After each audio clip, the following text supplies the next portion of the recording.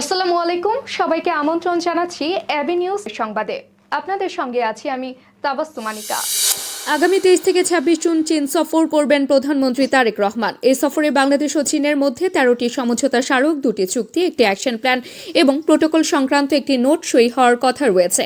পাশাপাশি শীর্ষ নেতাদের বৈঠকে আলোচনার অন্যতম প্রধান বিষয় হবে তিস্তা মহাপরিকল্পনা। শনিবার পররাষ্ট্র মন্ত্রণালয় আয়োজিত সংবাদ সম্মেলনে পররাষ্ট্র সচিব আসাদ আলম সিয়াম এসব তথ্য জানান। তিনি বলেন, চীনের প্রেসিডেন্ট শি জিনপিংয়ের 4টি বৈশ্বিক উদ্যোগে যুক্ত হওয়ার বিষয়ে বাংলাদেশ বিবেচনা করছে। তবে কোনো উদ্যোগে বাংলাদেশ যুক্ত হবে কিনা তা জানতে সফরের শেষ পর্যন্ত অপেক্ষা করতে হবে। 22 জুন পত্র যায় মালয়েশিয়ার প্রধানমন্ত্রীর কার্যালয়ে বাংলাদেশের মাননীয় প্রধানমন্ত্রী ও মালয়েশিয়ার মাননীয় প্রধানমন্ত্রীর মধ্যে একটি একান্ত বৈঠক অনুষ্ঠিত হবে। এর পরপরই উভয় দেশের সরকার প্রধানের নেতৃত্বে উচ্চ পর্যায়ের প্রতিনিধি দলের মধ্যে দ্বিপাক্ষিক বৈঠক অনুষ্ঠিত হবে, যেখানে পারস্পরিক স্বার্থ সংশ্লিষ্ট দ্বিপাক্ষিক বিষয়াদি নিয়ে আলোচনা হবে। মাননীয় প্রধানমন্ত্রী এই সফরকালে বাণিজ্য, বিনিয়োগ সম্প্রসারণ, জ্বালানি সহযোগিতা, হালাল অর্থনীতি, কর্মী প্রেরণ, সেমিকন্ডাক্টর শিল্প, কৃষি, শিক্ষা ও জনযোগাযোগ সহ বিভিন্ন ক্ষেত্রে দুদেশের মধ্যে অধিকতর সহযোগিতা স্থাপনের বিষয়ে আলোচনা হবে।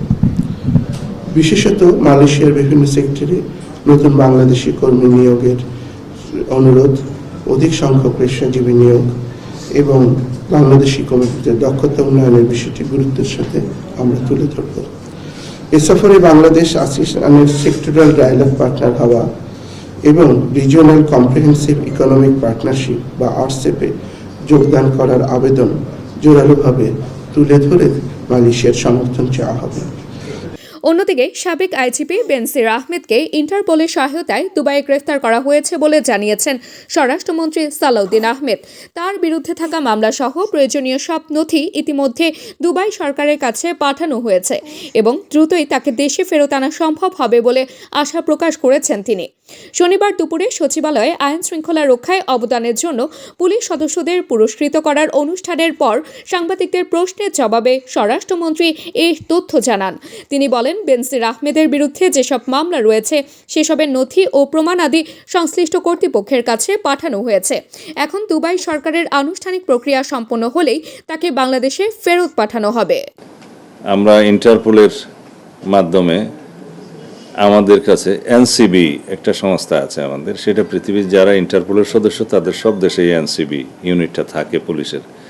তাদেরকে ইমেইলে জানানো হয়েছে ফেডারেল পুলিশের পক্ষ থেকে আবুধাবির ইউএই গভর্নমেন্টের, যে তারা আমাদের চাহিদা অনুসারে ইতিপূর্বে যে ইন্টারপোলের মাধ্যমে আমরা রেড নোটিশ জারি করেছিলাম সেটা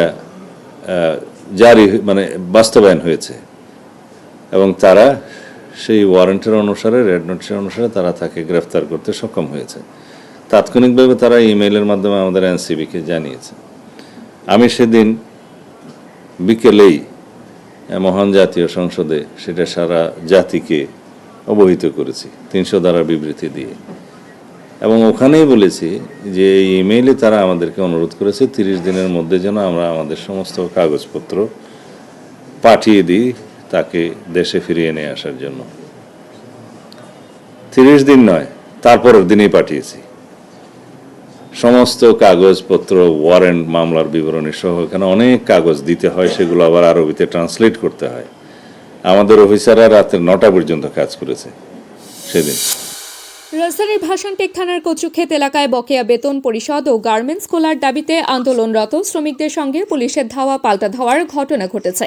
শনিবার সকালে ইনফর্ম টেক্সটাইলের সামনে উত্তেজনা ছড়িয়ে পড়লে পুলিশ কয়েকজন শ্রমিককে আটক করে। ভাসানটেক থানার ডিউটি অফিসার সালমা আক্তার জানান, গত কয়েকদিন ধরেই ইনফর্ম টেক্সটাইলের শ্রমিকদের সঙ্গে মালিক পক্ষের বিরোধ চলছিল। আজ সকালে শ্রমিকরা বিক্ষোভ শুরু করলে পরিস্থিতি নিয়ন্ত্রণে পুলিশ এগিয়ে যায় এবং ধাওয়া পাল্টা ধাওয়ার ঘটনা ঘটে। তিনি বলেন, পরিস্থিতি শান্ত রাখতে অতিরিক্ত পুলিশ মোতায়েন করা হয়েছে। শ্রমিকরা অভিযোগ করেন, ঈদের ছুটিতে পাঠানোর পর 6 তারিখে কারখানায় এসে তারা দেখেন গেটে তালা ঝোলানো। অন্যদিকে আসন্ন 2026-27 অর্থ বছরের প্রস্তাবিত জাতীয় বাজেটে মধ্যম সারির জীবাংশ জ্বালানি চালিত রিকন্ডিশন গাড়ির ওপর আরোপিত বাড়তি কর ভার প্রত্যাহারের দাবি জানিয়েছে বারভিটা। পাশাপাশি ব্র্যান্ড নিউ ও রিকন্ডিশনড প্লাগ ইন হাইব্রিড গাড়ির জন্য সমান শুল্ক সুবিধা এবং হাইব্রিড গাড়ির ক্ষেত্রেও নীতিগত সহায়তা দেওয়ার আহ্বান জানিয়েছে সংগঠনটি। তাদের মতে প্রস্তাবিত কর কাঠামো কার্যকর হলে গাড়ির বাজারে অস্থিরতা তৈরি হবে এবং মধ্যবিত্ত ক্রেতারা সবচেয়ে বেশি ক্ষতিগ্রস্ত হবেন। শনিবার রাজধানীর ঢাকা ক্লাবের স্যামসন এইচ চৌধুরী হলে আয়োজিত সংবাদ সম্মেলনে এসব দাবি তুলে ধরেন বারভিটা সভাপতি আব্দুল হক।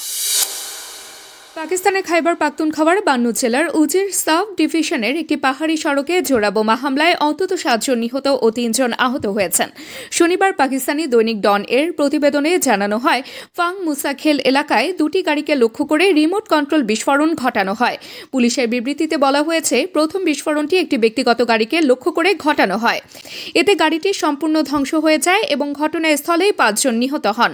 আহতদের হাসপাতালে নেওয়ার সময় প্রায় 1 কিলোমিটার দূরে দ্বিতীয় বিস্ফোরণ ঘটে। এতে আরও 2 জন নিহত হন এবং দুটি গাড়ি পুরোপুরি ধ্বংস হয়ে যায়। বান্নুর জেলা পুলিশ অফিসার ইয়াসির আফ্রিদি হামলার সত্যতা নিশ্চিত করে জানান, দুটি বিস্ফোরণে মোট 7 জন নিহত এবং 3 জন আহত হয়েছেন। নিরাপত্তা বাহিনী ও আইন প্রয়োগকারী সংস্থাগুলো দ্রুত ঘটনাস্থলে পৌঁছে আলামত সংগ্রহ করেছে এবং ঘটনা তদন্ত শুরু করেছে। পুলিশ এই হামলাকে কাপুরুষোচিত সন্ত্রাসী কাজ হিসেবে উল্লেখ করেছে। প্রত্যক্ষদর্শীরা জানান, প্রথম বিস্ফোরণের পর এলাকায় আতঙ্ক ছড়িয়ে পড়ে। লেবাননের প্রতিরোধ সংগঠন হিজবুল্লাহর সঙ্গে যুদ্ধবিরতি কার্যকর হওয়ার মাত্র কয়েক ঘন্টার মধ্যে দেশটিতে আবারও হামলা চালিয়েছে ইসরায়েল। শনিবার ইসরায়েলি বিমান ও ড্রোন হামলায় লেবাননে অন্তত 5 জন নিহত হয়েছেন বলে দেশটির রাষ্ট্রীয় সংবাদ মাধ্যমকে উদ্ধৃত করে জানিয়েছে বার্তা সংস্থা রয়টার্স। সব তথ্য বিশ্বস্ত আন্তর্জাতিক সূত্র থেকে যাচাই করা হয়েছে। লেবাননের রাষ্ট্রীয় সংবাদ সংস্থা এনএনএ জানায়, শুক্রবার রাতভর এবং শনিবার সকাল পর্যন্ত নাবাতিহ এলাকায় ইসরায়েলি যুদ্ধ বিমান ও ড্রোন হামলা চলে। এতে বেশ কয়েকটি আবাসিক ভবন ধ্বংস হয় এবং ভোরের দিকে নাবাতিহ ও আশপাশের এলাকায় ব্যাপক গোলাবর্ষণ করে ইসরায়েলি বাহিনী। স্থানীয়দের মতে, হামলার তীব্রতায় বহু পরিবার ঘরবাড়ি ছেড়ে নিরাপদ স্থানে আশ্রয় নিতে বাধ্য হয়েছে। এর আগে শুক্রবার রয়টার্স এক মার্কিন কর্মকর্তার বরাতে জানায়, ইসরায়েল ও হিজবুল্লাহ যুদ্ধবিরতিতে সম্মত হয়েছে এবং স্থানীয় সময় বিকেল 4টা থেকে তা কার্যকর হয়েছে। ইসরায়েলের একজন ঊর্ধ্বতন কর্মকর্তা এবং হিজবুল্লাহর দুটি সূত্র যুদ্ধবিরতির সত্যতা নিশ্চিত করে। তবে যুদ্ধবিরতি কার্যকর হওয়ার পরপরই নতুন হামলা পরিস্থিতিকে আবারও অস্থিতিশীল করে তুলেছে। ইরানের সমর্থিত হিজবুল্লাহ দীর্ঘদিন ধরে ইসরায়েলের শত্রু হিসেবে পরিচিত। লেবাননের দক্ষিণাঞ্চল গোষ্ঠীটির প্রধান ঘাঁটি। স্কটল্যান্ডকে হারিয়ে আপাতত গ্রুপের শীর্ষে আছে মরক্কো। তবে হাইতিকে হারাতে পারলে ব্রাজিল তাদের টপকে যাবে। এমন গুরুত্বপূর্ণ ম্যাচের শুরু থেকে আক্রমণাত্মক ছিল ব্রাজিল। শুরুতেই গোল পেলেও অফসাইডের কারণে তা বাতিল হয়।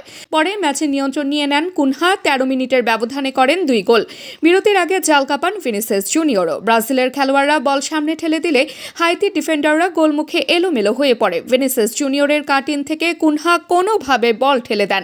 প্রথমে ডেল ক্রোয়ার গায়ে লেগে দিক পরিবর্তন করে বলটি কুনহার শরীরে লেগে রিবাউন্ড হয়ে জালে ঢুকে যায়। এদিকে সান ফ্রান্সিসকোতে ম্যাচ শুরু হতেই যেন বজ্রপাত। মাত্র 64 সেকেন্ডে বক্সের বাইরে থেকে মাতিয়াস গালারজা চলতি বিশ্বকাপের দ্রুততম গোলটি করেন। সেই গোলের ধাক্কা কাটিয়ে উঠতে পারেনি তুরস্ক। পুরো ম্যাচ জুড়ে আক্রমণে আধিপত্য দেখালেও শেষ পর্যন্ত দুর্ভাগ্যজনকভাবে হারতে হলো তাদের। অন্যদিকে প্যারাগুয়ে প্রথমার্ধের শেষ দিকে একজন কম নিয়ে খেলেও শেষ পর্যন্ত জয় ধরে রাখতে সক্ষম হয়। প্রথমার্ধের ইনজুরি টাইমে মিগুয়েল আলমিরন মুখ ঢেকে প্রতিপক্ষ খেলোয়াড়ের সঙ্গে কথা বলায় ফিফার নতুন নিয়ম অনুযায়ী সরাসরি লাল কার্ড দেখেন। অস্বাভাবিক এই কারণে মাঠ ছাড়তে বাধ্য হওয়ায় বিরতির আগেই 10 জনের দলে পরিণত হয় প্যারাগুয়ে। তবুও দ্বিতীয়ার্ধে তারা রক্ষণে অসাধারণ দৃঢ়তা দেখায়। দর্শক, এতক্ষণ আমাদের সঙ্গে থাকার জন্য ধন্যবাদ। সর্বশেষ সংবাদ পেতে ভিজিট করুন আমাদের ওয়েবসাইট www.abnewsinternational.com এ। সেই সঙ্গে নিয়মিত ভিডিও নিউজ পেতে আমাদের ফেসবুক পেজে ও ইউটিউব চ্যানেলে চোখ রাখুন।